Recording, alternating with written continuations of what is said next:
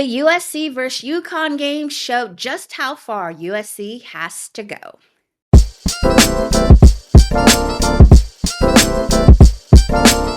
Welcome back to Club Hoops, the father-daughter women's basketball podcast. I'm Natalie.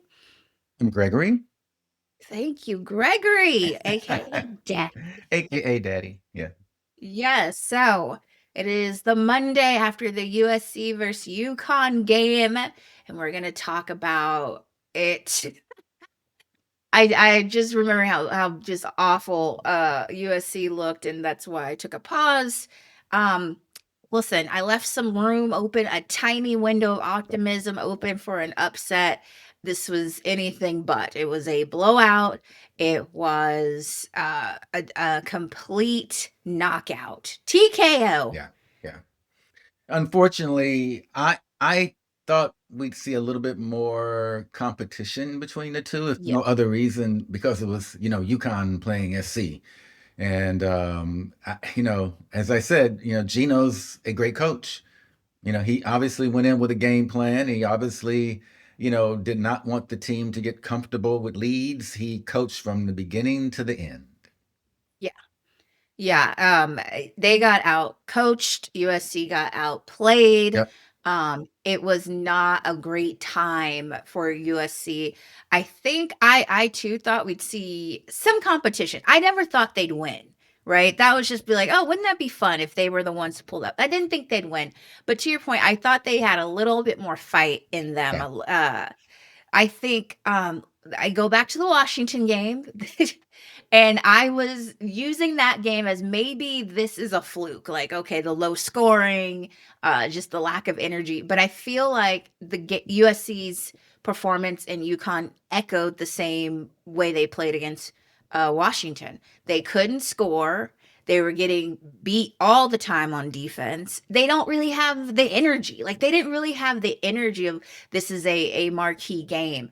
I try to give grace to USC because JuJu Watkins is out, obviously one of the best college players in the country. However, you and I talked and we said that had JuJu played, I'm not sure the outcome would have been that different. It wouldn't have been. And here's the deal. I say this all the time. I said this about, UCLA when we went and watched them play when they were here in Sacramento. The problem are the expectations. USC is ranked number 16. And you expect a team in the top 20 to show up. Okay. And they're just not, that team. I mean, I think when you get your expectations involved and then you see a game like we saw this last weekend where UConn was wire to wire the winner and everything else, you tend to start looking for other things. And I think, to quote, the great, Dennis Green, the quarterback of, I think it was the Cardinals at the time, they are who they are. They don't have anybody on that team that can carry them against a full-fledged, guaranteed championship team like UConn. Jazzy did what she could. The bench came in to try to do what they could, and they're just not that team. And that's the only way I can sum it up. They're just not that team. Yeah, I think for them, like you said, to be top 20, I see kind of a talent gap between them and other teams. Certainly teams that once we get in like top 5 or something like that. Yeah. But there's a talent gap, meaning you got, let's say JuJu. You have JuJu. Okay, you have Jazzy. You got another top recruit coming in. But I think she might be a guard too, or Is a guard. plays like a guard, Yeah. right? But you don't really have a dominant big. You don't have any depth. So, and it's the structure of the team. There's some talent, a talent gap. Obviously experience. We talked about this last episode. A lot is on Jazzy's plate for her to be a freshman. Everything runs through her. Yeah. I mean, she's good at a lot of things, as Captain Will pointed out, friend of the show, Captain Will. Check out Gamecocks Talk. But as he pointed out, she's good at a lot of things, but she's not great at one thing. Correct. Not yet, at least, Right. But she's being asked to do a lot, and that's not working. But they don't have the depth to compete with I mean, at UConn, and let's not get crazy. We know UConn is like setting the bar right now in women's college sports. Like that is the standard right now. Yeah, yeah, So yeah. obviously, it's not a fair comparison. However, they couldn't beat South Carolina too.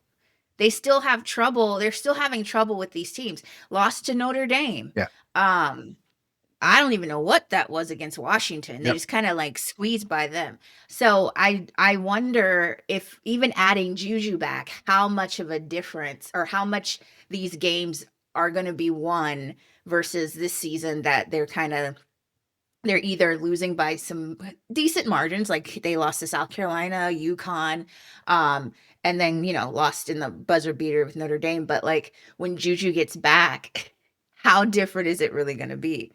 Well, let me just level set this for a minute. So they lost to UConn by 28 points, Yes. 79-51. The majority of the UConn points came from in the paint. Okay.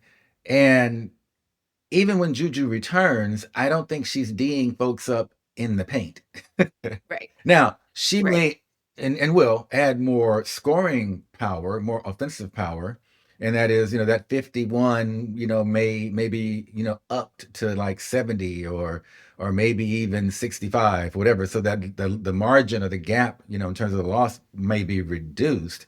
But not even JuJu will be able, to guard the paint, play the perimeter on the other end, attack the basket, all the things that she does exceptionally well, Right. and Mhm. make a huge difference by herself. Right. And we'll probably touch on this a bit more, but the coach, Lindsay Gottlieb, the USC coach, she in these situations she has to prepare her team. There has to be a lot more intensity in terms of preparing the team. Now she may be doing that, I don't know, and maybe the team's not responding or the firepower is just not there. But even with the JuJu available to you on the floor, Lindsay the coach still needs additional folks to help JuJu. And when Yeah. JuJu's not on the floor, who now takes on that responsibility of keeping them in the game. Yeah. I mean, losing Kiki Irefin obviously is a huge loss at that position or that kind of big role or someone inside on defense and offense and getting rebounds. I just think from a recruiting standpoint, that should have been their focus or maybe should be their focus going forward. Like, hey, we need to kind of fill the void that Kiki left, or Mhm. hey, UConn has Sarah Strong, South Carolina has Joyce Edwards. They did have Chloe Kitts. Just for an example, who is going to be your guys' big? Because I just don't see this team going anywhere or going that far if they don't address their inside problems. Yeah, and again, when there are a lot of there's a lot of similarities in terms of the way the college game is being played versus the pros now, in that everyone wants to be more perimeter. The 3-point shot is the thing right now, right? And I just don't think that, SC has not focused on getting that big or close to big person to help defend the basket and certainly to move people out of the paint. So this season, they're probably at a deficit. I'm not saying they're not going to make it to the college playoffs. However, like you said, how far are they going to go? I Right. mean, you're going to run into teams with legitimate bigs. We've seen them play Yeah. already, and Yeah. and Geno has given everyone the roadmap to how you beat USC now, and that is Yeah. we want in the paint points, and they don't have a rim protector, so we get to go in the paint. So yeah, it's going to be a challenge for Lindsay, and it's probably going to be somewhat of a long season as well, because it's going to be grueling to go in every night, or at least some nights, I should say, most nights. And that's the first place players are probably going to go, is they're going to test you in the paint. Right. And they got outscored 44-22 with points in the paint. 44 points in the paint. Yeah, It's right. crazy. And they had 79 points total. I was like, out of 79, out of 80 points, we'll Yeah, round up. You yeah, had 44. Half more of than your half, points more than half. came from inside. Obviously, they got out rebounded, and it just even assists. Like UConn had 25 assists, and USC only had 11. Um, it was just a master class in what an elite program looks like in UConn. And like AZ Fudd said, they scouted really well. Shout out to the coaches, Yeah, obviously, yeah, Geno and his staff. So they knew, okay, Jazzy's the only one over here doing anything. And like AZ also said, we found out her tendencies. I think they pushed her. I think, what is she, right? A handed dribbler? There's one direction she doesn't really go that much and doesn't go well. I don't know if it's to her left or to her right. I can't remember right now. But uh AZ had the duty to guard Jazzy mostly. I mean, they switched sometimes and everyone probably got a chance, but it was mostly AZ's assignment, and AZ locked her up. yeah. AZ was on her like white on rice. And obviously, like we talked about before the game, we knew that was going to be the assignment. Geno was too complimentary of Jazzy for her not to Yeah, be yeah, targeted yeah, defensively. yeah. Um, so they did really good with that. I think when we talk about discipline with UConn, first of all, their highest lead was 39. Somehow, I in the third quarter, USC strung together some offense and ended up scoring 22 points after only scoring 9 in the first and 8 in the second. Now, full disclosure, after the third, I stopped watching because what else? What am I watching for? Why continue this? And I wanted to take a nap at halftime, to be honest. I was like, God, I Not could the really nap. lay down. Not the Yeah, nap. I was like, it's nice and foggy outside and it's cold and I'm bundled up watching this game that is a complete blowout. It was like a nap was calling me, but I made it through the third. The fourth, I was like, this is where I leave you. Have fun with all that. I'm not watching fourth. But it's just interesting that, their largest lead was 39. It was like 30 something seconds before halftime. And Geno, they're up 20, okay? Geno calls a timeout to get his team together, to kind of scold them and ask them what they were doing. And that right there is just showing you how high the standards are at UConn, what the expectations are out of his player. No matter the score, I don't care how many seconds are left in the half. He's not really going for lazy defense, lazy passes. He does not want the team to ever get comfortable. Yeah, Right? yeah, He's not like, I don't care that we're up 20. We played our game and we played the right way. So I think that was really telling to me and like, whoa, like this is Geno at work. Like yeah, this is how he keeps a team being elite from year to year. This is what a real program looks like. Now, obviously, that's no shade to anybody else. I feel like Don Staley's the same yeah, way. I just think it just showed USC has a long way to go. Because no offense to the coach over there, but she doesn't strike me as that disciplined yet, and she doesn't have her players that disciplined yet either. So seeing like an elite program and a program that's still figuring it out was quite interesting, quite the contrast. Oh, and honestly, once I saw where the game was going, because I'm into watching the coaches do their thing too. That's what I kind of focus on. You can tell a lot about you can tell a lot about a coach who coaches and how they coach when they have big leads. Okay. Mhm. They, Yeah, if the coach is, letting down, or we're going to go ahead and, go to the end of the bench and put in all these players. No, you continue to work your starters as if the game is either tied or we're behind or one mistake will cause us to lose. And that's what you see, as you said, in a winning coach. And that's what Geno, that's why he has the record he has over these years, in that he's focused from the minute the first tip off until the final horn blows. What I found interesting about that timeout and the scolding of folks, because they really were still playing. I mean, it wasn't yeah, wasn't like they stopped playing. They, in my opinion, they were doing great, but they weren't doing good enough for Geno. And right. that's the part, he's like, look, don't, like you said, don't get comfortable because you're really not doing that great. And he let Yeah. him have it.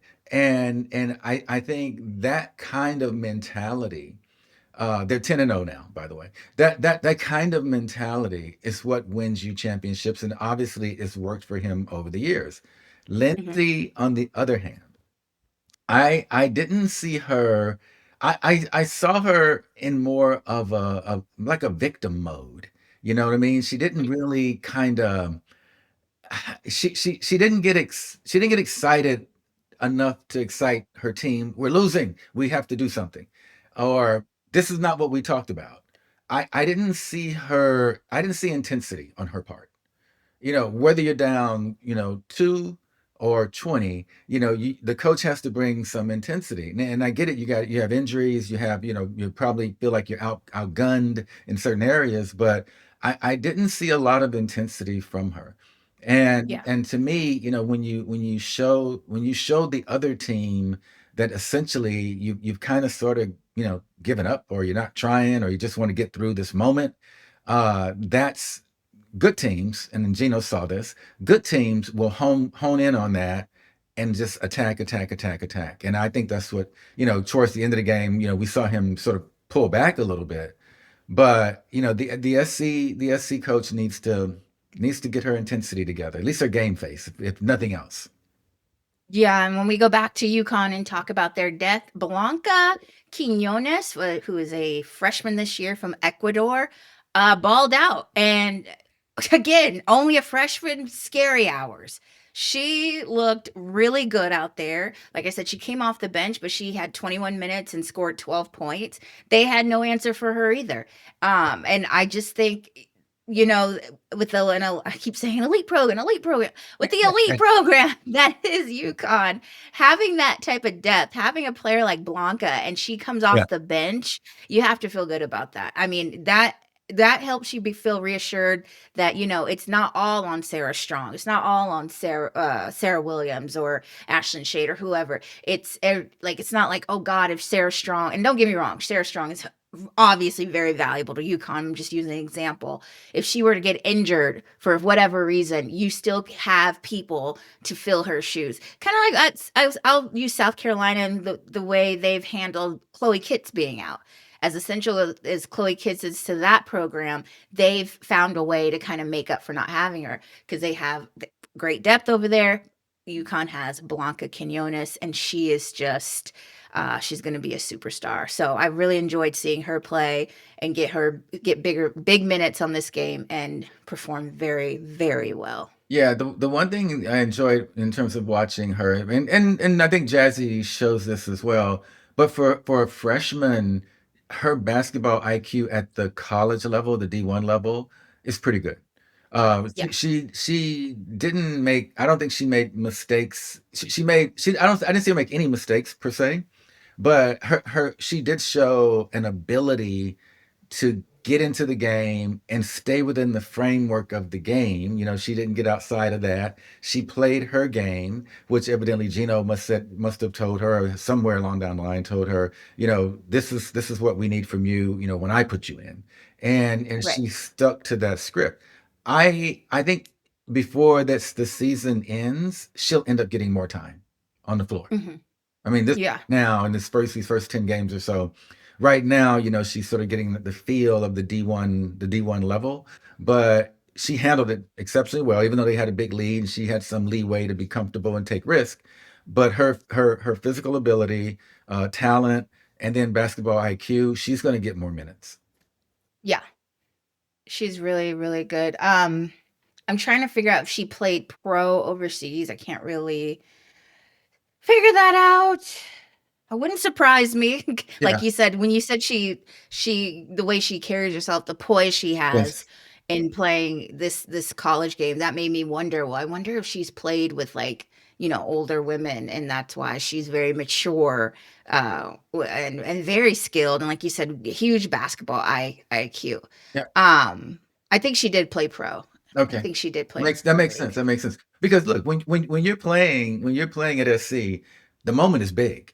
I mean, it was Yeah. it was like Kobe Day there yesterday. It was a sold out, not yesterday, I'm sorry, past weekend.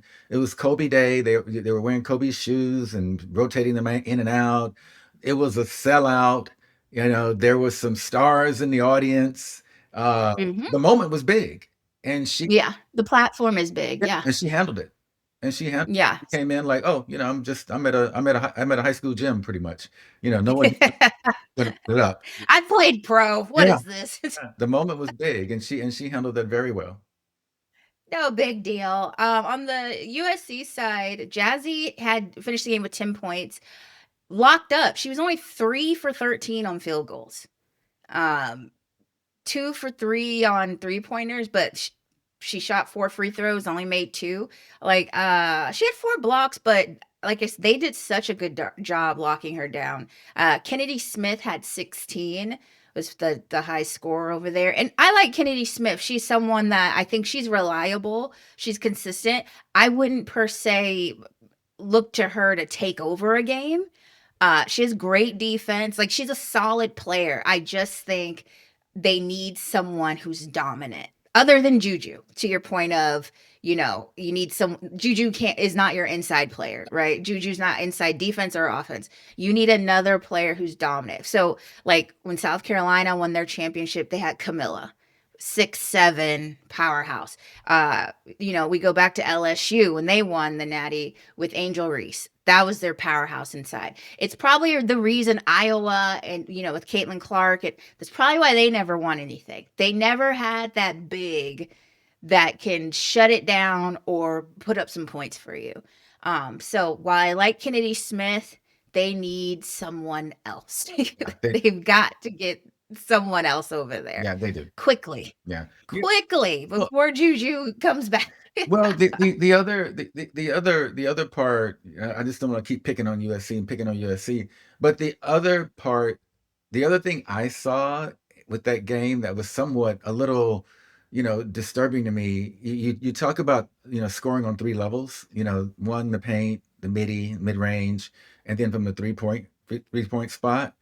I really didn't see a lot of, like, and you talked about the number of shots JuJu. I mean, I'm sorry, that Jazzy made and missed. They didn't do a good job of, okay, we're not doing it well from 3, and this is on the coach. Can I hate to keep picking on her? So why don't we move in and start working on mid range, or why don't we now try to attack the basket, get fouls on Sarah Strong? I didn't see that adjustment, and I think we talked about this, in the pre-show. UConn wanted to get out and run. Yeah. And this is what makes their victory over USC so interesting to me. They ran, but they ran to score in the paint. It wasn't Yeah. like we're running to pull up from 3, and they, they still ran. There was still, they had USC turning the ball over, right and left. And they still were able to have those 44 points in the paint.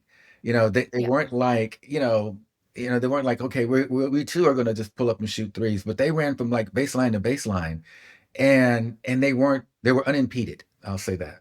Yeah. They weren't Yeah. challenged, at all.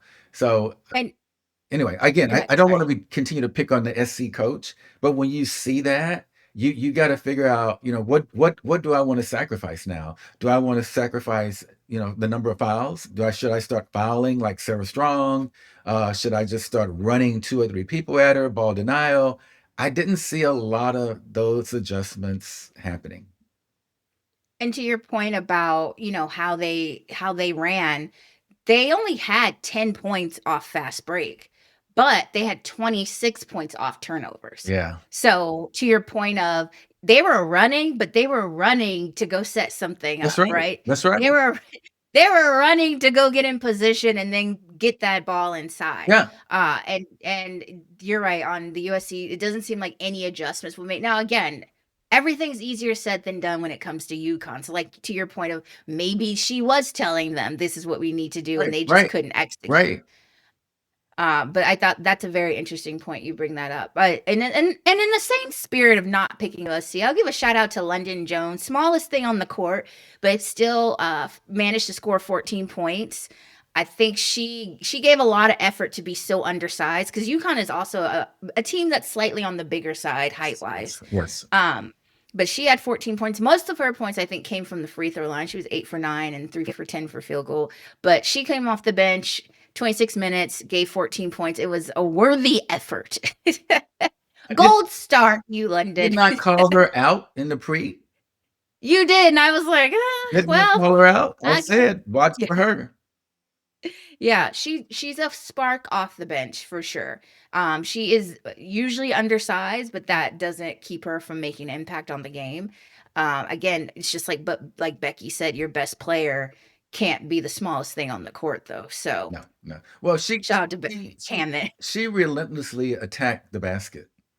Yeah, That's how she got to the free throw line. I mean, she at least she had the wherewithal to essentially say, I know I'm small. I'm out quick them. I'm out quick them. I'm gonna shoot to the basket. If I get fouled, I go to the line. I'll make my free throws. That's how I'll make my contribution here today.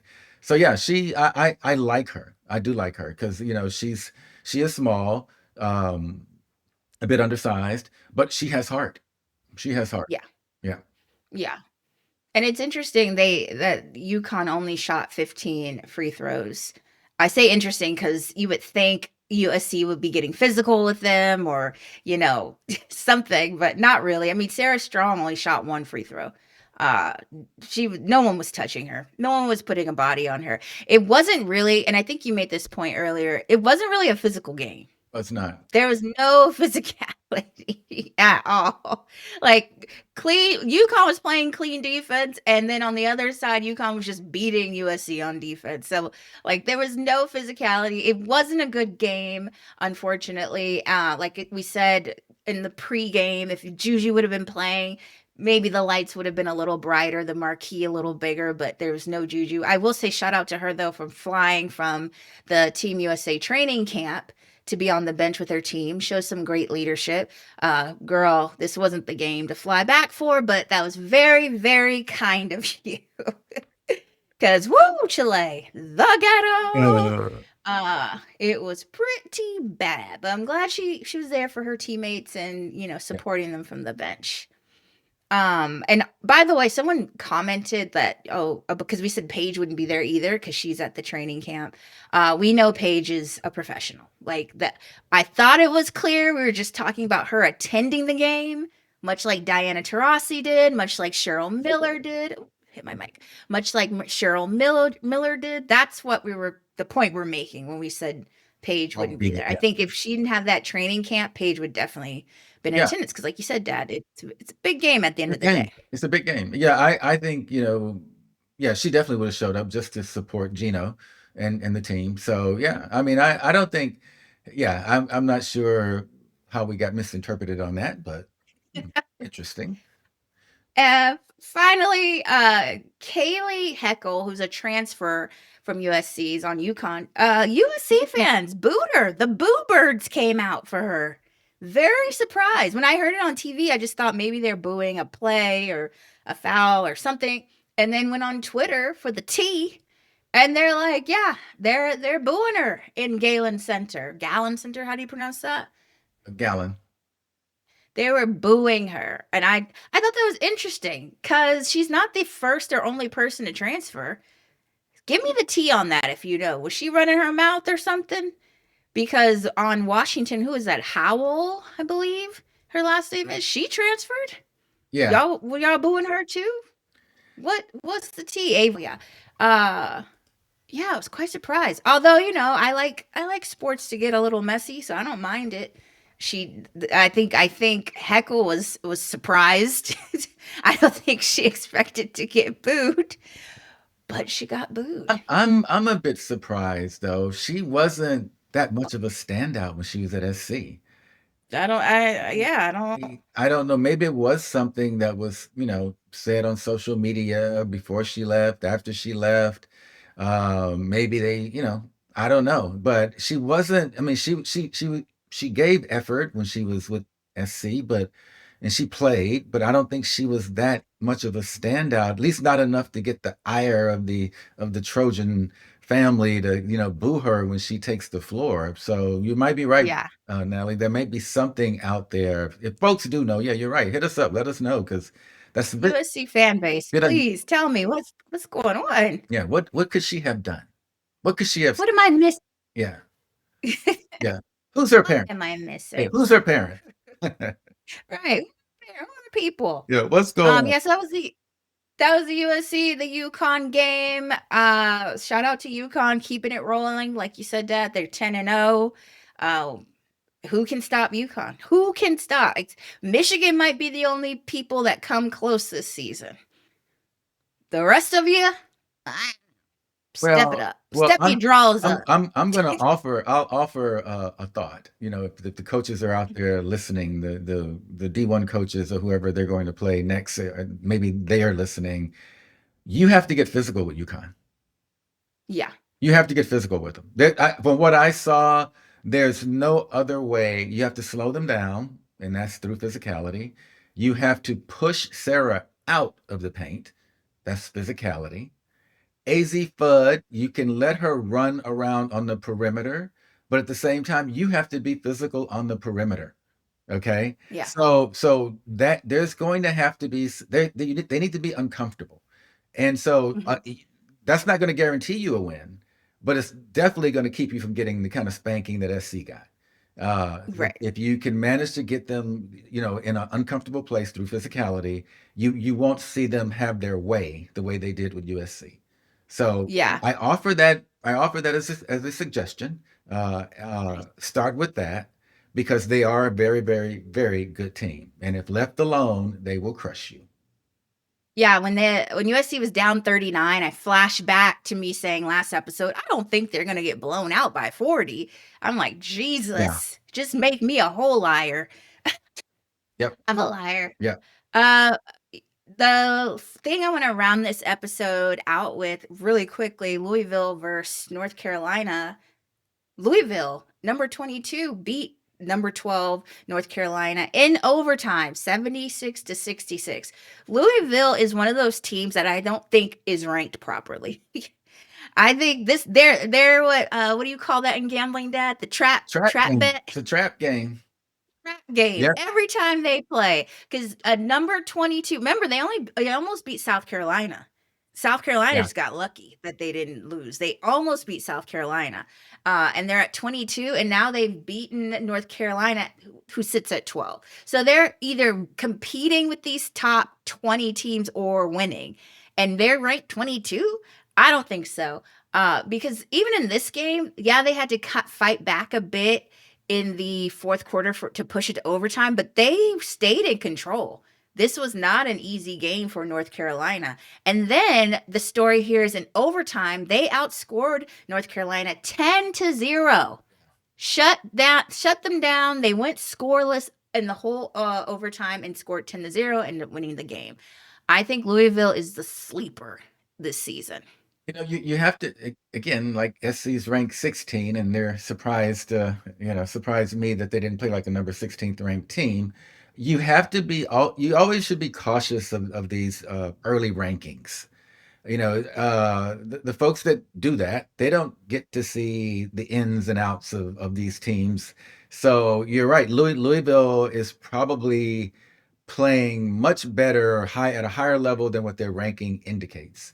And I think by now, you know, those who've scouted them realize that, and they're probably not going to be able to sneak up on teams going forward. But that number 22 ranking thing, you know, that's for entertainment. That's for our entertainment because that Right, team is not playing like, you know, it's not a top 20 or a top 10 team.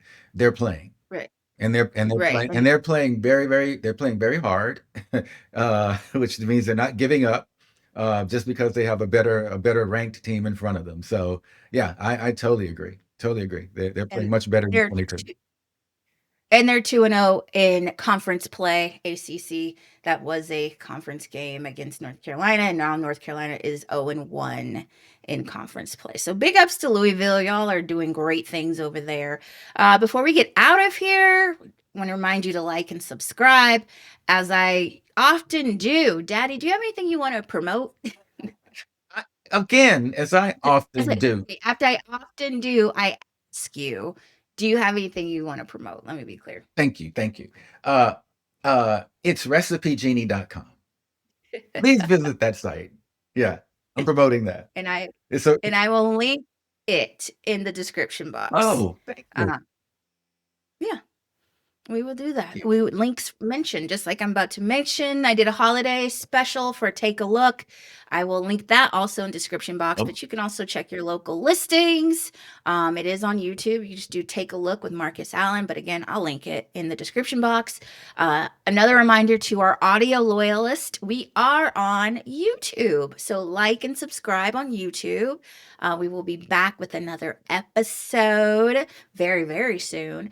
But, as always, thank you for watching. Drop your comments about how you felt USC looked in the game versus UConn and what the future of their program is, or maybe just drop some UConn love, some Louisville love, yeah. some Natalie love, some Greg love. Yeah. Love. Hey, Drop some and love. also, we need to thank our subscribers because we're growing. Yes. Yes, we are We're growing growing. rapidly. Thank you for watching and subscribing. Thank you for subscribing. That's the big thing. We super appreciate it. So until next time, see you later. Bye. Well,